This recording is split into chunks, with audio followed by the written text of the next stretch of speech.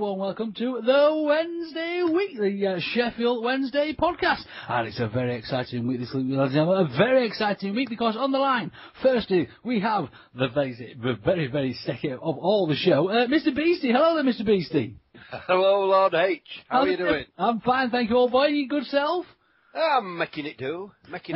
Beastie, guess who we've got with us live today? Is it me and you? Here. No. The Fudge man is live with the rest of you guys. What about that? I don't believe it. Fudge, you're not working, old boy. I know. It's because I keep getting sacked. That's what it is.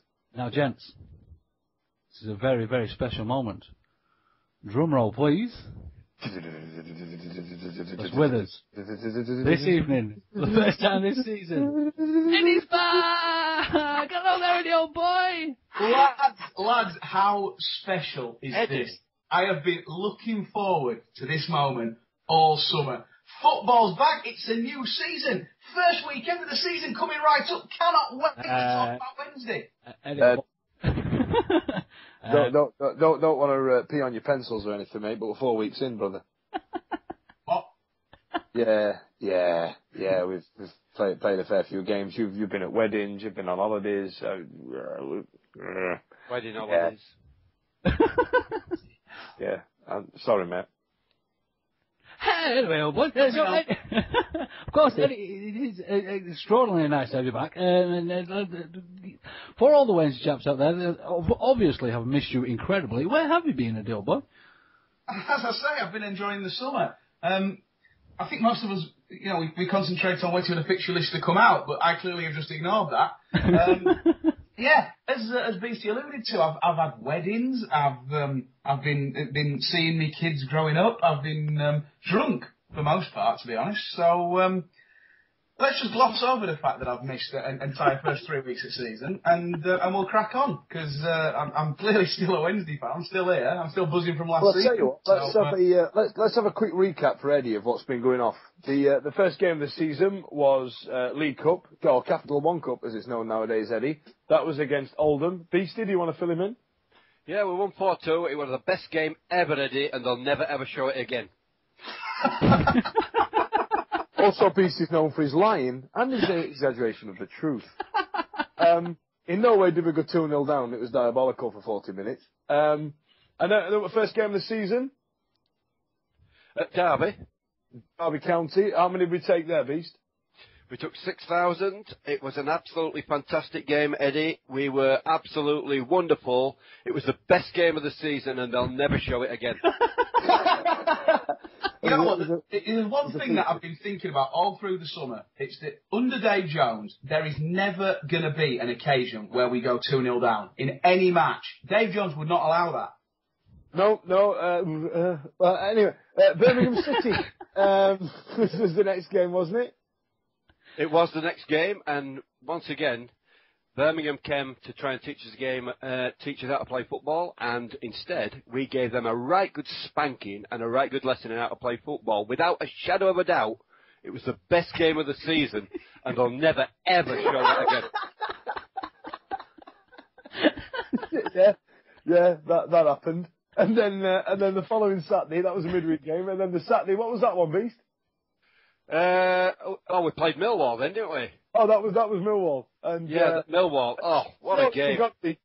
Surely to God, we couldn't have conceded 2 and still won. Well, yeah, we went 2-1 down, but we still won.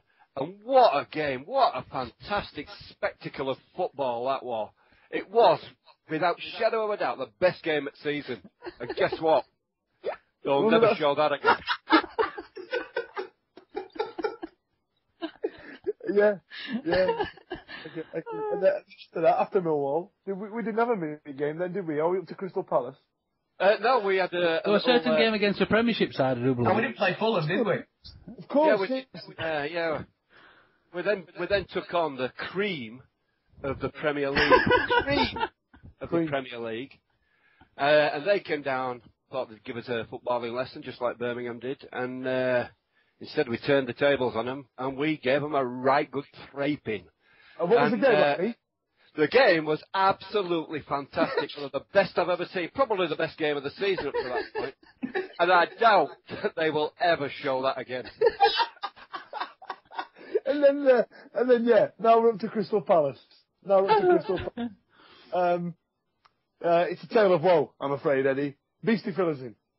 Yeah, it was real crap. You can watch that till your heart's That'll be out of DVD on Monday. So, in summary, Jones out, yeah? Without a doubt, yeah. Yeah. And I think at some point today, me and Beastie are going to fall out about Miguel Lera and Lewis Buxton. But stay tuned for that, listeners. Love it. Brilliant, love it. So, chaps, as we're already, we'll crack on with the Palace game. We were a little bit worried about going down there last week, for those that were on the podcast. And again, like I say, chaps, it's one of those clubs that we tend to one of our bogey clubs. We'll put it that way. Difficult place to go.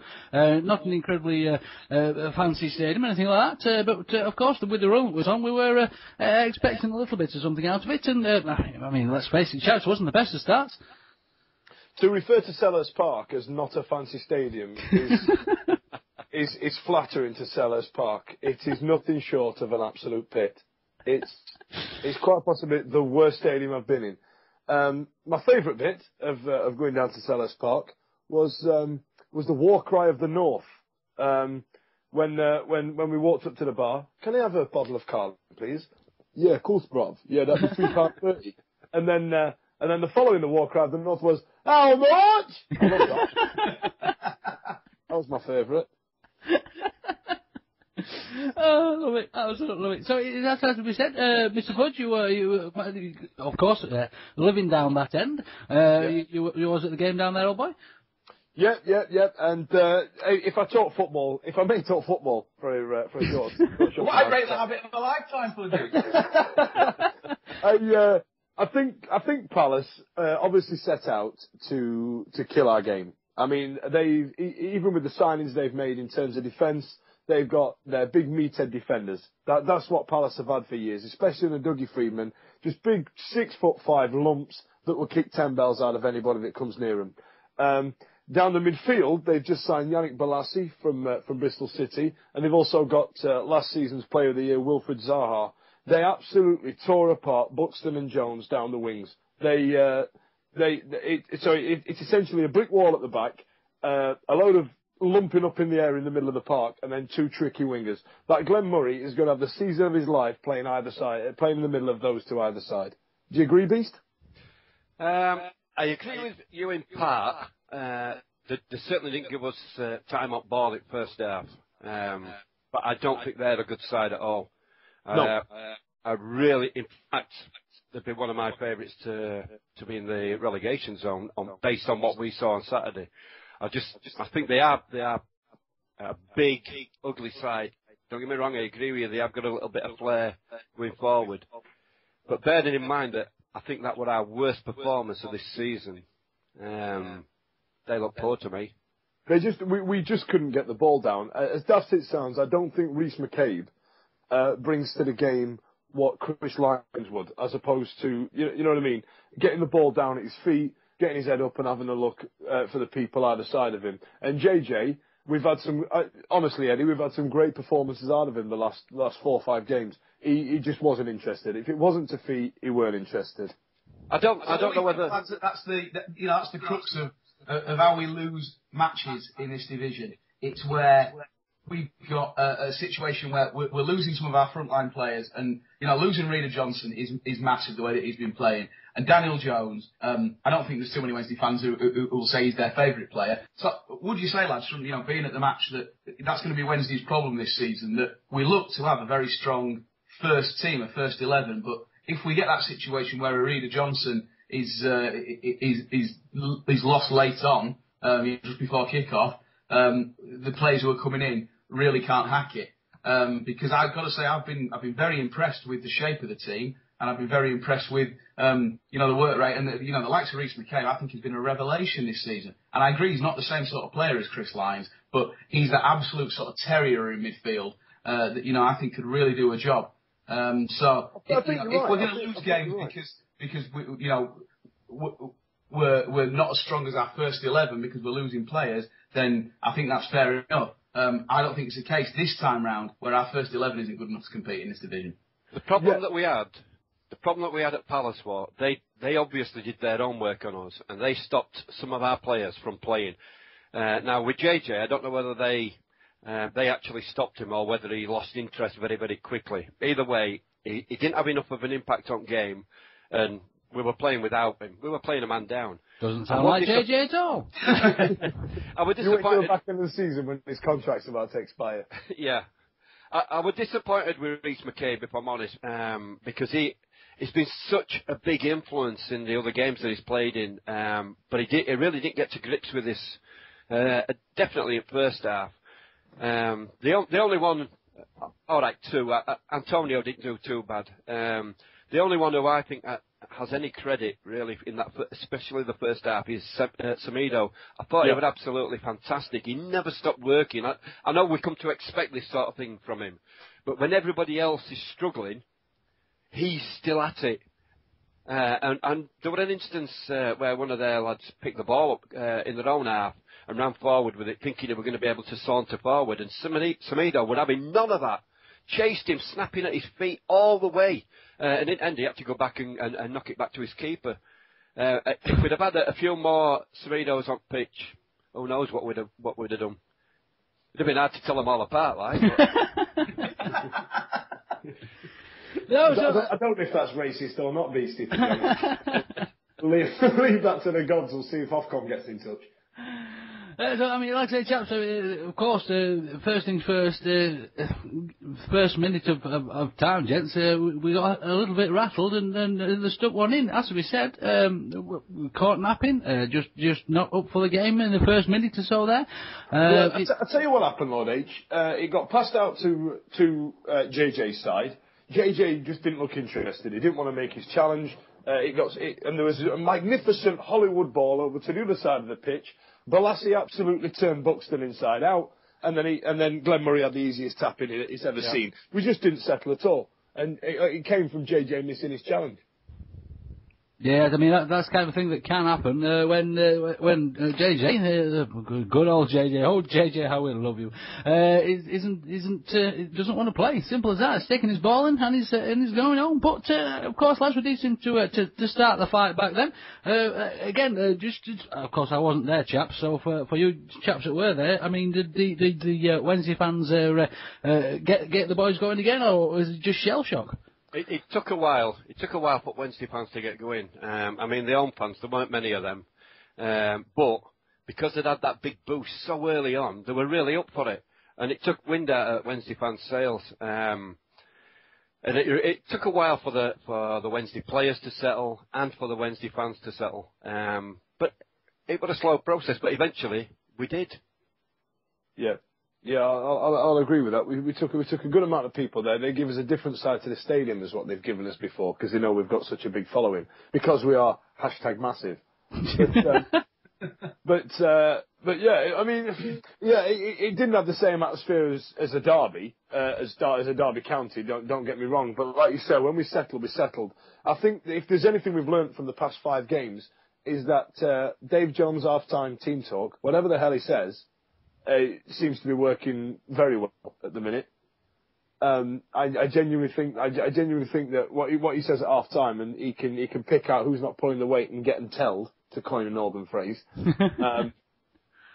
is obviously working. And but I must admit, it's getting a bit frustrating now that we keep conceding so many goals as what we do.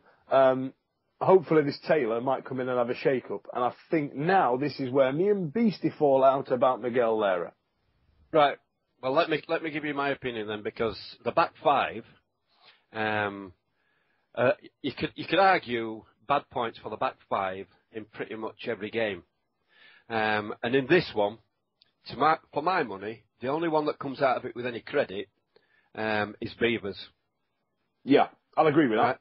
Right. Now, to me, and I'm going to save my rant till last, Lewis Buxton I've got to agree with you here, Fudge. Lewis Buxton had one of his worst games in a long, long time. I must admit, I felt sorry for you, Beastie, because the first game I go to this season, Lewis Buxton has a nightmare. And you knew I was going to get straight on. Yeah, I did. Yeah, but, you know, you cannot defend what he did. Some of the stuff, don't get me wrong, he went up against a skillful player. And he turned him inside out. Not just once for that first goal, but he kept on doing it. But it wasn't just that. You can understand that. If he's being outskilled by somebody for specific things, you can put up with that. And then Lewis Buxton brings other things to game. It wasn't so much that for me, Beast. It was how panicky he was on the ball. He didn't look comfortable having the ball at his feet. Now, I appreciate as a fullback, but he looked like he was going to bob himself every time he got the ball at his feet. Yeah, that's exactly what I was going to say. We had a move where, in first half, where we passed it around probably 20 times trying to get possession, keep possession, and just edge his way forward. And then it went to him, and a really, really short pass went astray from him, and it put us on back foot straight away. And that was the only time he did it. No. And I've never seen him pass as bad as that. His positioning were poor. His recovery were poor. It was just a really bad day at the office for Lewis. But I tell you what, I still think Danny Jones was one of the worst players on the pitch that day. He didn't look great, chaps. Didn't look great at all. To me, Daniel Jones should be shipped out at club. Yeah, right? I'm surprised he's still there, if I'm honest. As far as I'm concerned, I don't like to get personal with them because they still are players. But if we're going to make inroads into this division, then Daniel Jones has to be shed because we've shed some players that I thought they could have a little stab at this division, and yet we've still got Daniel Jones. There is absolutely no way on earth that he is up to championship level. No way. He won't improve. MK Dons will have him. Sorry, I think they're known as Sheffield Wednesday B these days. Is it called nowadays? Is it like Portsmouth and Arsenal about 3 or 4 years ago? Yeah. Well, now it's Arsenal Barcelona, of course, chaps. Arsenal shipping all their players out there. I mean, obviously, chaps, like I say, it does bring our run to an end. I mean, there was positives to bring from the game. Wednesday did work hard. They did claw their way back into the game. By my reckoning, we did make a lot more chances than Palace did. Going forward, again, the goal came in. It wasn't a spectacular goal, but they all count. Of course they do. They all count. And away we went again. But of course, one of the biggest incidents from that game, the penalty shout from Palace. I mean, to me, it was a belting tackle by Beavers, clean as a whistle, and the furore that it caused. I mean, Eddie, have you seen that yet? Have you? I have. Yeah, it was as good a tackle as you'll see. At any level, I've got to say, it was absolutely perfectly timed. And this is, you talk about Fudge and Buxton. Well, I almost came to fisticuffs at several away games last season because I was very hard on Mark Beavers because I hold him to very high standards. I think he could be an absolutely fantastic player. And you know what? From what I've seen of him this year, he is an absolute beast. I don't think he's really put a foot wrong at all. And it would have been a travesty if we'd conceded a penalty off that tackle because it was absolutely bang on. But you know what? What Dave Jones said in his post-match interview about that moment is absolutely right because no matter that the decision got reversed and we got away without conceding the penalty, it had the Palace fans baying for blood. And just like an early goal got them on the front foot and us on the back foot, it changed the entire complexion of the game. And it changed it from another game where, Wednesday have conceded and we've come back and we've won, to Wednesday have conceded, we've got back on level terms, but now we're under the cosh. And we had to sit there for 20 minutes, 25 minutes, and really weather that storm. And, it was no surprise that Palace scored because their fans were sucking the ball into that net. They were, and you've summed it up pretty much perfectly there, Eddie. When we got that goal back, that equaliser, we were starting to gather a really good bit of momentum, and you could feel it amongst Wednesday fans as well. We started making some noise, and after we scored that goal, the noise from the Wednesday fans was absolutely fantastic. And that transferred to players, and we really were getting hold of that game. When that penalty decision happened, it just drained everything from us. And the whole of that, the whole of the home fans thought, well, they felt aggrieved, didn't they? And they felt they'd been poorly done by. They hadn't, but they felt like that. And like you say, it totally changed the complexion of the game, totally changed the vibe around that place. Yeah, I agree completely. How that got blown up for a penalty in the first place was beyond me. I felt like you said, Eddie. I think it was one of the best time challenges you'll see. It was. I can't think of a better last ditch challenge, a clean last ditch challenge that I've seen. I thought it was amazing, and for him to blow it up. I mean, we got the mug on, and like you said, they sucked the ball into that game, and it changed the game thricefold. It was mental. It was mental. Hang on, what was that word? Thricefold. Thricefold. Yeah, I'm living in the south now. That's how they all talk down here. Sorry, all right. Never heard Jim Bowen say that. Oh, he said there was what was it you put on on Twitter the other day, Fudge? It was a very, very southern phrase. Oh, it slipped my mind. I do apologise, Fudge. But I did pull you up on it. Did I write got the ump instead of fighting Hardy? Something along those sorts of lines. Oh, I thought, my word, those Southerners have got all of that off, Fudge. Anyway, so again, disappointing chaps. The only thing I would mention to really starting to bother me ever so slightly now is the keeper situation. I am a fan of Kirtland. He's quite clearly a fantastic keeper. But I mean, I do keep bringing this up, and I apologise for my repetition, but it does seem that the organisation of the defence, when we did play the Premiership opposition there, and of course Mr. Bywater was in the net, and we kept that clean sheet. Again, it wasn't a fantastic game; it was rather a dull affair all round, but we did seem just solid at the back. Again, do you chaps think it could possibly be that Mr. Kirkland's just letting the defence slip a little bit, or I don't know, chaps? What do you think? Well, I don't know about you lads, but when gypsies start talking, I switch off. And Chris Kirkland looks like the king of them at the minute. It looks like he gets into a car park at the end of the day with his two big dogs and just trundles away. And you know what I mean? You can imagine the team bus pulling his house up the M1. You know what I mean? I think that might be what it be. You can imagine like Stephen Bywater going, now then lads, drop in here, come on, I want a 3-man wall, yada yada yada. And you can imagine Stephen Bywater going, huddy, Graham Norton, tiddly potatoes. You know what I mean? I mean, of course, when that penalty did happen, I mean, as soon as Kirkland was over there chatting to the ref, and as soon as the ref said about the drop ball, Kirkland was screaming, getting his defence organised, but as soon as Leara got back there, he sort of took charge of the situation, organising the defence, and it's not Leara's job to do that. It's the keeper's. That's the keeper's job. And in my opinion, Bywater wouldn't let that happen. He'd say, "Look, you're doing this. You chap, go there." And that's it. There's no. And he said, Leara sort of holding his hand up to Kirtland, saying, "Don't worry, we'll sort it. We'll sort it." Well, it's not your job to sort it. The keeper will tell you what to do, and you will bloody well do as you're told. And that's what you get from Bywater. And that's what, like I say, Kirtland is a wonderful shot stopper. We see some magnificent saves from the chap, but I just don't think the organisation is there, and I think that's what we're seriously missing at the moment. You know what? I think we'll see Bywater get his chance this season. And I rate Chris Clear. I do as well, then. Easy for you, I'm speaking his language nowadays. Of course, that. I really do rate Chris Kirkland, but I think we'll see an awful lot of times where he's not obviously in charge of his defence. And if we get games where we concede a couple of goals, then I think even Dave Jones might say, hang on a minute, if it ain't broke, don't fix it. Let's actually look at what worked for us at the back end of last season. And Bywater, as much as he's nowhere near the athlete that Chris Kirkland is, he inspires confidence in his defence by talking. He's a massive character. And he makes up for his shortcomings, possibly physically, by making sure that his defence is marshalled as well as any keeper. So it wouldn't surprise me at all that we'll see Kirkland maybe after 10 or 15 games of this season, if things aren't going absolutely perfectly, I think we'll see Bywater get a run back in the side and he'll have a chance to to show that there's a different way.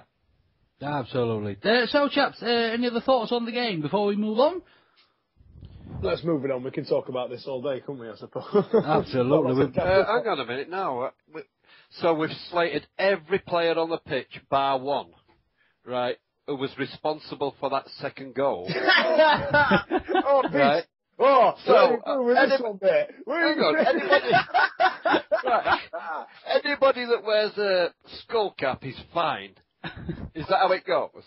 Yeah, that's Right. what I'm afraid. Anybody that looks like a diehard baddie, yeah. Right.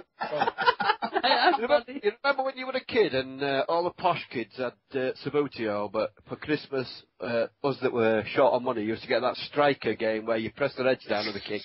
Never heard of it. Right. I remember. It were probably from 1940s or something. All the way, my old boy. I think they were made out of tin and lead. Yeah, they were. Right, anyway. Old boy. Anyway, that air shot that Lara did. Now, right, they turned Daniel Jones inside out, but the ball comes across, it's a perfect height and a perfect pace. All Lara has to do, Lara, you know, Fudge's man love Lara, right, all he has to do, right, is welly it clear, and we come up with a point. But no, what he decides to do is totally miss it. Yeah, right? he decided that. Yeah. Now, he didn't do it by accident, no. This is a skillful thing to do. Right? That's totally missed the ball. How can you miss it? Right? Listen, Beast. I am a fan of the Nazis. I don't want to listen. All you're going to do is defend him, and he can't defend that. Well, I missed the 90s, and Miguel Lara has got a cracking 90s centre party. That's what it is. I tell you what, he's got the same. I'll tell you what this is, Beast. In all honesty, he's got the same thing around him as Raider Johnson. He'll concede you one, but he'll probably score you one at the other end as well. Yeah, except he didn't score us one this time. I could put up with it if he's going to score one, right? But I can't. Do you remember that free kick he had? He scores from 30 yards. Remember when we were screaming that at him? At Huddersfield? No. At Palace he had one halfway inside their half and pinged one on the near post, low one, and the keeper managed to Grant could have taken. Listen, Julian Speroni is one of the best. Julian Speroni was laid in a hammock, rolling a fat one. Right? He rolled his paper up, put it under his arm, walked over and picked the ball up. Right? That's how poor that free kick was. All right. Well, when Lewis Buxton gets shipped out, I'll start banging the drum for Miguel Lara to get shipped out. I'll do your deal. All right. All right. I'm easily bought. I'll tell you who I blame. Watch this for a segue. I'll tell you who I blame for Miguel Lara's air kick. I blame Millwall. What caused this, you mean? Millwall caused this. There's the segue, Lord H. Work with that one. Oh, gentlemen, of course, Fudge is referring to the hashtag that Beastie and Fudge came up with on last week's show in their little chat.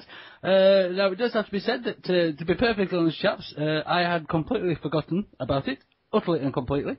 Lee Brown, over there on Twitter, came up with one early in the morning, which pinged my interest, and I must admit I thoroughly enjoyed it, so away I started to tweet. Now, for some reason, not everybody thoroughly enjoyed that hashtag, Fudge. Beastie, I do believe that the actual name of the hashtag itself was your fault, so A, don't blame Lord H. Now, fair enough, I might have gone ever so slightly over the board with the retweets. I was enjoying them, and I couldn't help myself. I did get, what's the word I'm looking for? Reprimanded by a certain Mr. Rob Staten over there from the radio. Of course. What did Rob Staten say? Just asked me to calm myself a little bit, basically. Well, I'll tell you what, there's a remedy for that. I'll tell you what, if he's got the mug on me, this is easy. No, not like that, boy. Nothing like that. Follow. This is as easy as that.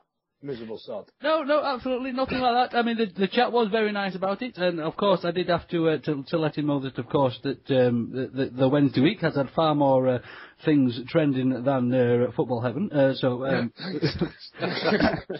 We stuck that little one in there as well. And but yes, and away it carried. And I must admit, chaps, there was some extraordinarily funny tweets on the hashtag Millwall Courses. There was some extraordinary abuse that came my way. for apparently starting this trend, which again, Beastie, your fault. And also Mr. Lee Brown's fault for starting it in the first place because I had forgotten about it. But, chaps, there was some incredibly funny ones. So, Fudge, would you like to... we did say we'd read a few out on here, and he did do the show well, I must admit. So, Fudge, give us a call, will you? Yeah, I've got one here. I think Ozzy Owl was my favourite, where he went, I'm open to abuse on this one, but Justin Bieber, Millwall caused this. I've got one here. I've got one. It says, whoops, nearly forgot about Dre. Millwall caused this. I'm glad you like that one. That was mine.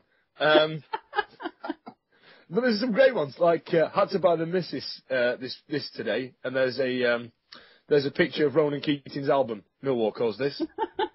And yeah, there was a great one as well that. Oh yeah, my finger went through the toilet paper. Who on things? Millwall calls this. Yeah, there were one later on where they ended up with some nappy contents on them. Millwall caused this. Yeah, Freddos are now about £100 instead of 10p. Millwall caused this. Yeah, we're talking about the sort of retro stuff. I think I'm with you, Fudge, on this. I miss the 90s. In fact, I miss the 80s as well. So Mike O'Keefe 84s, wagon wheels are tiny now compared to when I was a kid. That struck a nerve with me. Although because I experience the same thing every time I'm having a peenie. That rings true with me because I can't get shit on my kids here. And Amy Cal says 24 and still living at home with my mum. Millwall caused this. So anybody else with any Millwall-based gripes? I think personally this has got legs. I think we can absolutely rinse the hell out of this. Anything that goes wrong. Crystal Palace beat us 2-1. Do you know what I blame for that? What was that? Millwall. Yeah. Just to finish this one off, lad, we had a bell from Mark Hope over there on Twitter as well. That said, stupid hashtags. Millwall causes. Actually, hang on. The guy that really kicked off on Twitter, the guy that really had the mug on with it, he made me laugh because he went, "Thank you, Lord H, for effing up my newsfeed," and then wrote hashtag Millwall caused this. I didn't know if that was him being ironic or. Do you know what I mean? Well, to be fair, I did quote his tweet back to him with, of course, the hashtag Millwall caused this. So please don't blame. Miserable jeb end on that. That's what I wrote. Miserable sad. So yes, like I say, I make no apologies at all for enjoying myself over there on Twitter. If you don't like it, again, I apologise to be rude, but get yourself stuffed, and that's what the unfollow button is there for. Right, so chaps, on we pop. Again, like I say, we shall crack on. And first things first, chaps, we've had a few new entries down there at Tillsborough for the closing of the transfer window. One that we've been talking about for quite some time. Of course, Beastie did tell us a few weeks ago it was a done deal. Mr. Buffride, he's turned up eventually. It does seem like he's Dave Jones' favourite, and he's come to us from QPR on loan for a season. So, Eddie, what do you think? Is he going to do a job for us up there? Well, you know what? It's if you'd have asked us 5 years ago, how do you feel about Wednesday signing Jay Buffride? I think there would have been lots of wet pants. It's absolutely incredible news that we're signing players of that quality. Now, I don't think he's the be-all and end-all. He's not the answer to all of our problems. But having a player like that come into Hillsborough and being able to give not only, the sort of talent, the raw talent he has on the pitch scoring goals, but also actually the experience and that experience of being right at the top end of the championship and fighting out for, what is described by Sky as the ultimate prize, that can only be a good thing. If he can actually get the likes of, Gary Medine and Rodri actually, really doing it at the top of this division, then it can only be a good thing. I rate him as a player. I don't know much about him as a man. I know a lot of people say that he's got an attitude problem, blah, blah, blah. But, bloody hell, Dave Jones has got a squad, about 18 of them are completely dysfunctional as human beings. Dave Jones boot camp. Yeah, they seem to do it on the pitch. So, no, I think that it's a fantastic move for us. And it's a statement of intent for this football club that's the sort of player that we are looking for. Absolutely. I mean, listening to an interview that he did for Wednesday Play there, it does seem that he's not had the most enjoyable time at QPR. Of course, he was with Dave Jones over there at his last appointment, shall we say, and it does seem to be excited about to getting back into the saddle. I mean, Beastie, it can only be good for competition, don't you think, up there at the front? Yeah, without a doubt. It's got to be good for competition. Like Eddie said, the younger players have got to be looking to gain anything they can from him, learn from him. But the way we've been playing, I'm pretty sure that he's just going to go straight into the side. You know, I see him playing alongside Rodri. When we played against Palace, I mean, I've spoken about how much I love Chris O'Grady, but for some reason when he starts, he doesn't seem to be able to deliver. Medin's not fit. Maguire's not quite what we were hoping he were going to be. So that leaves the door wide open for Bothroyd to get in there and play alongside Rodri. And I'm sure that that's what we're going to see at the earliest opportunity. I've got to interject at this point. My apologies, chaps. Beast, I agree with you 100%. Blimey. I know, right? There's a first. I think when The Rock starts, he doesn't seem to be the same player. But when he comes on, even if he brings on half time, it's a new game. All slates are blank. Even if we're 2-0 down, like we've usually have been, Was that your hip? That really threw me off. It's a new game when The Rock comes on. Now, Chris Maguire, you said it's not worked out for him. I've got to have issue with this because I've been bearing in mind we got so many names bandied around at the season, and I'm sure you had Patrick Kluivert's name mentioned. We're signing a chubby, overweight Derby County reserve. I don't understand how he fits in with what Dave Jones was trying to do. Now, I know it sounds harsh, but if we can get Jay Bothroyd on loan, why are we buggering about with Chris Bloody Maguire? I think you were one of the first lads in as well, which didn't really help. You know, I think expectations were set fairly low because we've all been beaten down so many times before. I don't think that anyone if you'd have said on the 1st of June that by the end of the summer we'd have a player from Barcelona and Jay Bothroyd coming to Hillsborough. Ridiculous. I don't care how much we were buzzing after last season. Everyone would have said you were absolutely mental. So, you know what? When Chris Maguire signed, I thought, oh, you know what? That's a sensible bit of business right there. Sensible. Now, that's what it is. Yeah, we don't want sensible. I know. Absolutely not. Now, because we've seen the other side of it, haven't we? We know what the intent is now. That Milan Mandaric and Paul Aldridge and Dave Jones, they're clearly in a position where they want us to be in and about the playoffs this season. Now, we're not signing players who are going to walk us out of this division, but we've got a squad together that's actually doing the job at the right end of this division, and I suspect probably will continue to do so. Chris Maguire is not part of that plan, but I don't think it's his fault. I think he will be. He'll have a bigger part to play this season than Daniel Jones will. Yeah, absolutely. I think I'll have a bigger part than Daniel Jones. So what about Martin Taylor? Now, we spoke about this before, about which one would it be, Lara or Beavers. And to be honest, I agree with Beastie about Beavers. I think he's becoming a decent defender, and I really think he's matured since we went down from that last day at Palace. I think he's a different player. But as much as it might pain me to say, I don't know, but something does need to change at the back. And because Miguel Llera's got the presence going forward, I think that Beavers might have to be make way. Do you not agree, Beast? No. Right. Put aside your man love. Right. Put that aside. Right. What's that Keanu Reeves from Bill and Ted? I can't let it go. No. You can grip it tightly, but move it to the side. Listen, you've got to find the weak link, right? We're talking about defensively. Never mind going forward. We've got is Lewis Buxton. You know it is. Wait, don't bring this back to Lewis Buxton. Right? Going forward, we've got other people to take it forward. What we need is the defenders to defend. And if Lera is one of the weak links, he needs to be shifted out. And for me, get Taylor alongside Beavers, a good old and a good young un, and we're going to have a good defence there. That's it. You were waiting for me, weren't you? No, listen, I mean, I don't know. I don't know. I think it could be either of them. I think I know what I'd like, but I think. Yes, and we I know all what know you'd what you'd like. I'd like Lewis Buxton to bugger off. That's what I'd like. To be honest, right? Let somebody talk to me about Kieran Lee and Joe Mattock. I thought Joe Mattock was a hell of a signing. On paper, so is Kieran Lee there, chaps. I mean, again, they're both plausible players. I mean, fair enough, Buxton's not had the best of starts of the season, poor chap, but he has been a rock back there. I know, Fudge, we started this debate last season about Mr. Buxton there.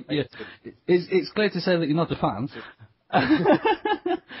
But again, the young lad Kieran Lee there is.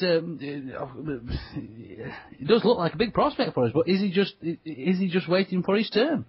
And are we going to see him get his turn if Buxton carries on how he is at the moment?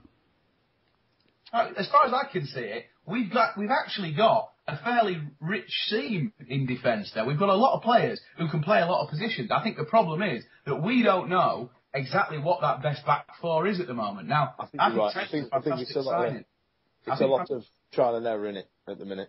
It is, yeah. I mean, I've not been overly impressed with Ricardo Gardner as much as we've seen him. I didn't think he was brilliant, but hey, I'm not writing him off just yet. It could be Gardner and Hilaire, it could be Gardner and Beavers. No.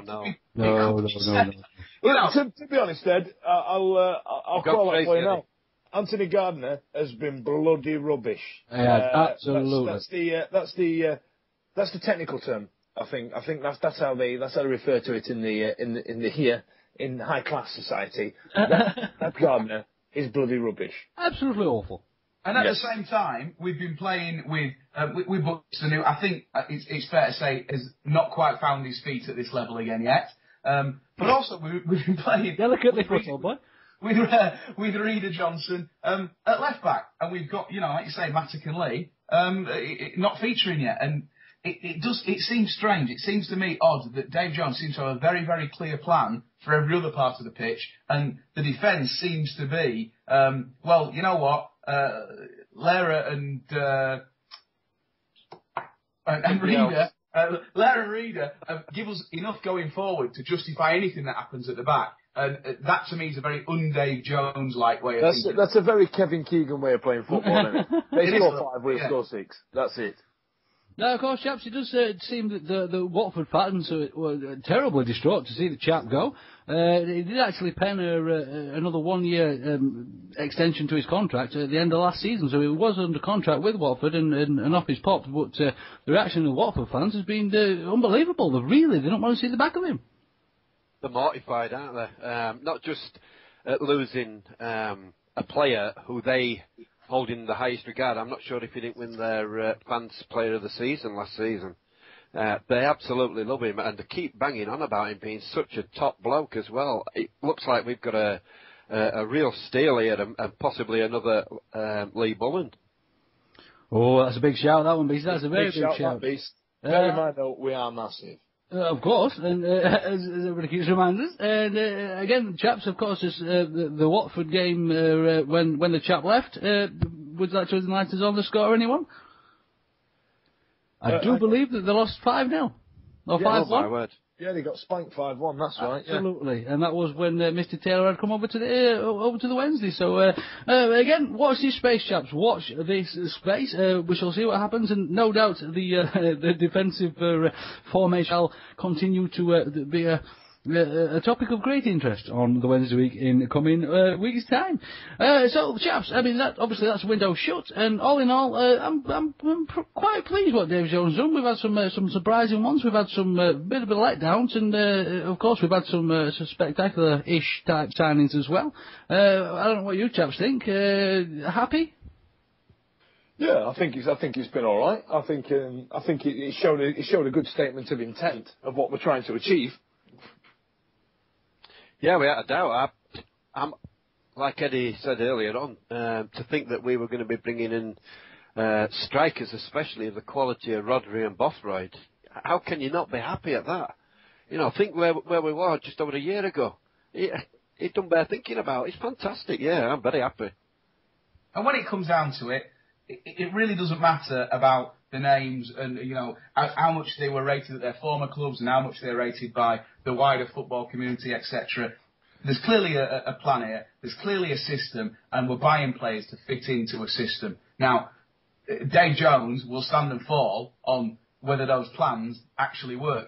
And as far as I can tell, tell what, if we'd have started, you said to me, we'll start this season and we'll be in the top 6, top 7, around about the playoffs, and we'd have gone, 4 or 5 games before tasting defeat, I'd have snapped your hand off. I think we've made a strong start to this season. I can only see it going in a positive direction. We might not get promoted. Let's not go crazy about this, but I think we are going in the right direction. And the award, the kiss of death of the season goes to...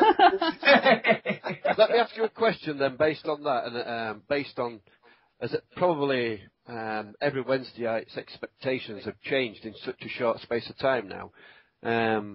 Do you think that Dave Jones, not Wednesday fans, do you think Dave Jones has it in him to think of consolidation this season? No, I think he's a winner. I think he's a winner. And I think the best way of describing that he's a winner and he don't care is that, us Wednesday fans, we're a sentimental bunch. We'd have given Rob Jones, we'd have given Ryan Lowe a chance in the Championship just because they played well for us in League One. I don't think like that. And we'd have gone, it's all right, we'll give him a go. Whereas Dave Jones has gone, now the 30-bloody-2, what's the matter here? And shipped him straight out. Do you know what I mean? And I think he's a winner. And and you listen to him in his post-match interviews, he don't care if he wins the fans over. He's not bothered. All he wants to do is win football games. And do you think at this point, Dave Jones is excited about the idea of being a half-decent team in the Championship? He spent the last 3-4 years of his career being there or thereabouts in the Championship. And this is a new chapter of his career where he can wipe away this idea that he somehow is a bottler, that he somehow doesn't have it when it comes down to the final few games of the season. And he's got a real chance with Mandrich's money behind him, with the backing of a real proper big club behind him. And he can do it. He can write his name in history. He's not interested in finishing 8th or even 6th or even 3rd and then failing again in the playoffs. It's shit or bust for him now. Right, that's my point though, Eddie. Right, when we come up here, you heard a lot of Wednesday fans saying, I'll settle for 12th, I'll settle for 15th. I just want consolidation this season and then we can push for it next season. As far as I can see, that ain't in Dave Jones's armoury. All he's interested in is winning games and getting promoted. And I think Mandrich is going to give him the ammunition to do just that. And for me, it should be giving Wednesday fans even more reason to be excited for this season. That's certainly. I didn't think I could actually get more excited than I did the tail end of last season. But for me, it's absolutely carried on. The way, this roller coaster that we're on at the moment, this tidal wave that's happening. Even, Saturday was rubbish. It was the first time that I felt down on a Saturday afternoon since February. And you know what? It doesn't matter because I honestly don't believe that this is anything more than a tiny little bump in the road. Yeah. We're going to carry on steamrolling this season. It might not always work. And then at the end of the day, we might not get promoted this time. But there is no way that we will get to a point where everybody at Sheffield Wednesday decides, you know what? As long as we don't get relegated, we're going to be fine. We're going to go for this. Just one final word on this point, chaps, just to test out Beastie's theory. Beastie, how old is Mr. Clinton Morrison? Clinton Morrison is 28. And if the 28... Why would you ask me that? Just to test out your theory about being sentimental. If Clinton Morrison was to knock on your door and you was the Wednesday manager and said, please, Mr. Beastie, may I play for you this weekend, what would you say? I'd say, welcome back to the fold, Clinton. Based purely on your footballing abilities, you can go straight into the first team. I close my case. Massage as well, Morrison. Of course. You say that like it's a bad thing and you make it sound cheap and dirty, Eddie. No, I know the love that you have is pure and a beautiful thing. Exactly. Just like your hair. Right then. Oi!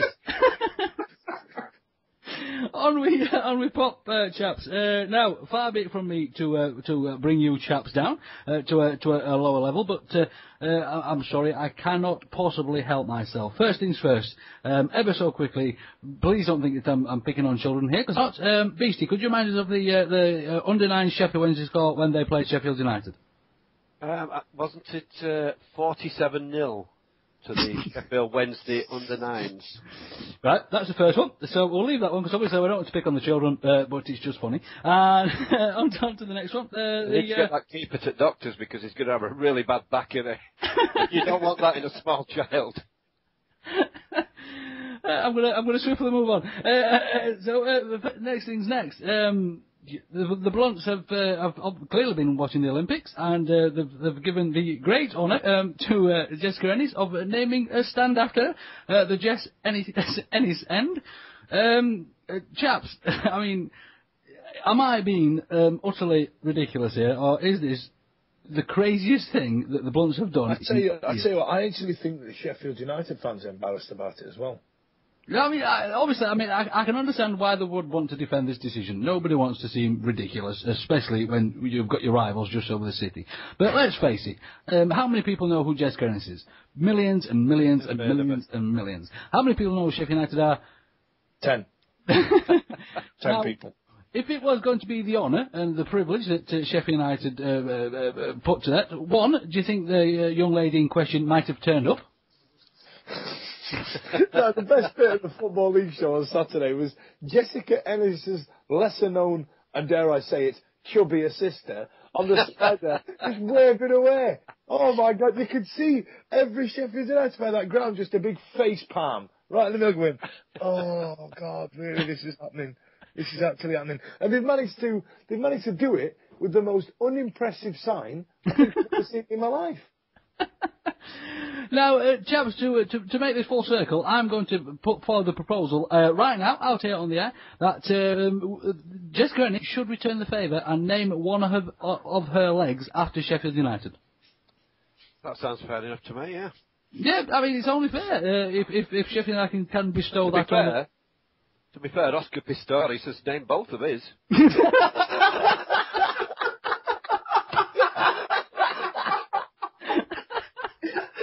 I wasn't on that one in the Army Beast. I wasn't even thinking of that one.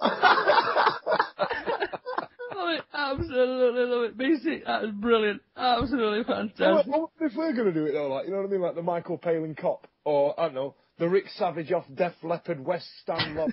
Do you know what I mean? This is what it reminds me of, actually. It reminds me of a time not so long ago where we had a half-time world record attempt for the biggest air guitar. Yeah, with Saxon. Oh, my word. By Def Leppard. Now, you know, I don't think I'm speaking out of turn when I say that Sheffield Wednesday have been through the mill a little bit in recent years. And, you know, we've not been above ridiculous attempts at publicity, but this is really something else. You know, they might as well rename the cop after Barry Scott from the Sillet Bang advert. Welcome to the cop! Yeah. Bang! And the fans are gone. I mean, I don't know if any of you guys remember. We're going back a couple of years now. There was a programme, God, who was on it? Him who wrote Cats, Andrew Lloyd Webber, Sir Andrew Lloyd Webber. He was doing a song for Europe. So we had like a UK, I think Jordan was on it as well. And there was a band that got quite far in it, two blonde girls called Gemini. They nearly represented the UK in the Eurovision Song Contest. Do you remember them turning up at Hillsborough against Barnsley? Absolutely. Yes. Telling everybody to F off. Do you remember? Yeah, they were fantastic. They were absolutely fantastic. Beastie was up off his seat. For our listeners, if you don't remember this, you will find it on YouTube. I think if you search for something like Twin Hillsborough, Sheffield Wednesday versus Barnsley, something like that. Well, they come out, and it's a half-time performance, like any other. We've had them many times over the years, and they've come out to sing their nice song, you know, blah, blah, blah. And they come out, and they wave to the cop, and they say, oh, how are you doing, Sheffield? And there's a reasonable cheer, because, you know... A lot of Yorkshire chuntering went off as well, didn't it? Like, who's it? Yeah, exactly. But generally positive reaction. And And then they turned round and looked at the away end, and all the Barnsley fans, all the Dingles, started booing them. And so instead of taking it on the chin as professional entertainers, they decided to tell them all to go and fornicate themselves. While giving them the rods as well. It ended up with them getting arrested for a public order offence. It was a surprise to see them on Song for Europe a couple of years later. Oh, I love it, chaps. Absolutely love it. Right then, gents. So, that is just bringing towards us the end of the show. Have any of you chaps anything else that you'd like to add? You don't want to mention just the one thing. Nigerian prince. Yeah, I think Sheffield people at Sheffield United have been watching the Olympics, and I think they've also been watching Phone Jacker as well. You know what I mean? Somebody McCabe's answered the phone. He's gone, "Good evening, madam. I'm calling from your bank. There is a pigeon in your bank account, and we need $500 million to get out the pigeon." You know what I mean?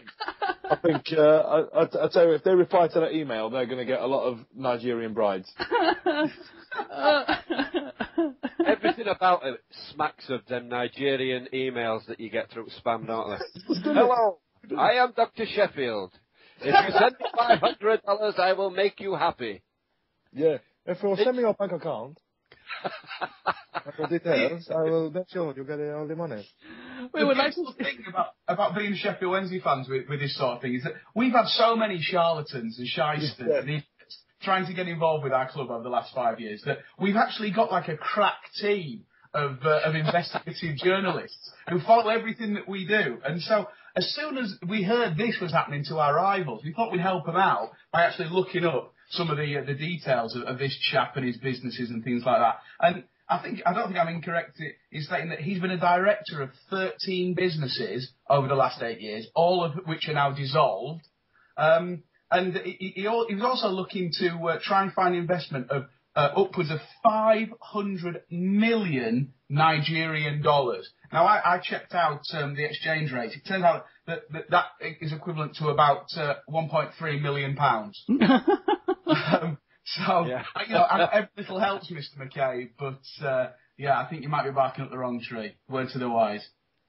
Of course, best of luck to our chaps, our friendly neighbours over there in Sheffield. I'm sure at some point we would like to play them again. Are you kidding me? No, absolutely. I would like to see Sheffield Wednesday and Sheffield United back in the same league. One thing that was absolutely marvellous about last season was the banter between the Wednesday and the United fans. Well, I'd like at least another division gap between us. Oh, come on, BC old boy. I mean, no. You would love to play. No. You don't miss Derby Day? No, I'll tell you what I'd like most is for Rotherham to absolutely swamp the league they're in, and then Sheffield United, at least for one season, play in the same league as Rotherham. Yeah. And then be fighting for them for the League One title. That would make me laugh. Yeah, fair play, chaps. Each to the road. I must admit, I do terribly miss Derby Day. Driving Yorkshire Derby with Leeds. You miss feeling sick for a week beforehand. No, but just the aftermath, Beastie. The aftermath. It's only good when you've won. Been doing so well recently. You know what? If you offered me 1 point from every single derby from here until the day I die, I'd snap your hand off. I would love that because you know what? I love the feeling of winning, but the feeling of losing is actually worse than the good bits of winning. So yeah. Don't tell me, chaps, that you actually fear the Blunts.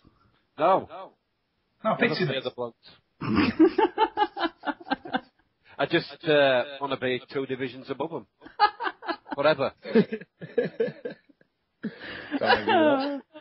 Cowards, all of you cowards and pounders, if I'd have my way, you'd all be shot at the stake. Right then, chaps, so, as I was saying, have we anything else to add at all on the show? All done from me, Lord H. Edward? Yeah, no, nothing from me. Look forward to getting back to it. It's been fantastic being back.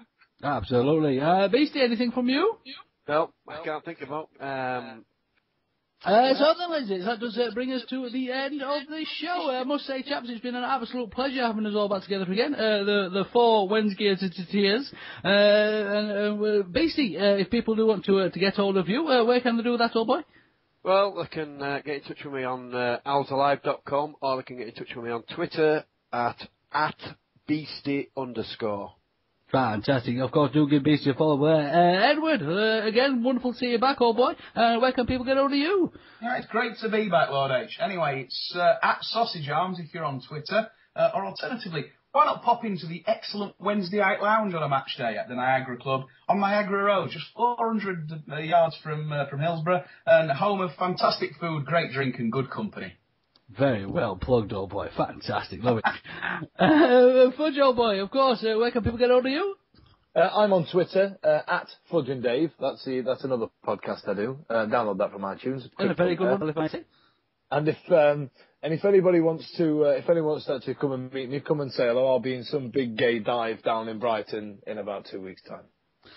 Absolutely. Of course, you can follow me over there on Twitter. Is that anything to do with the match, or just you know? No, I'll be there with some cut-off shorts and some drawn-on tattoos with lots of neon paint on my face. And while Wednesday down there, sod it, I might go watch the game and all. What do you reckon? Oh, he's such a catch, his old Fudge. Like I say, you can get hold of me over there on Twitter at Lord H. That's L0RD_H. You can follow the podcast on Twitter at TWWcast. You can email us, of course, at the usual email address, and that would be twwpodcast@gmail.com. We must apologise. We have had a little bit of trouble with our iTunes here, there, and everywhere. So we have got a brand new feed over there on iTunes. All our this season's available are up there now. So just do a little search on there. Of course, everything will be available on, if you do look at the Twitter page as well, everything's up there for you as well. So if you do have any trouble finding us over there on iTunes, everything is available on YouTube as well, as always. Now, we must say that with the iTunes, all the current ones are available. If by any chance you do find any missing, you can always look back at our entire back catalogue over there on YouTube as well. And, of course, you can find us on Facebook, like us on there. And, like I say, we are trying to get everything up and running and as normal, and we're also working on a website, so please do keep your eyes out for that. So then, chaps, let's have a great big goodbye from all three of you at once. Goodbye! Oh, very well done. Absolutely beautiful. It's a very, very goodbye for me, ladies and gentlemen, and we shall see you very soon.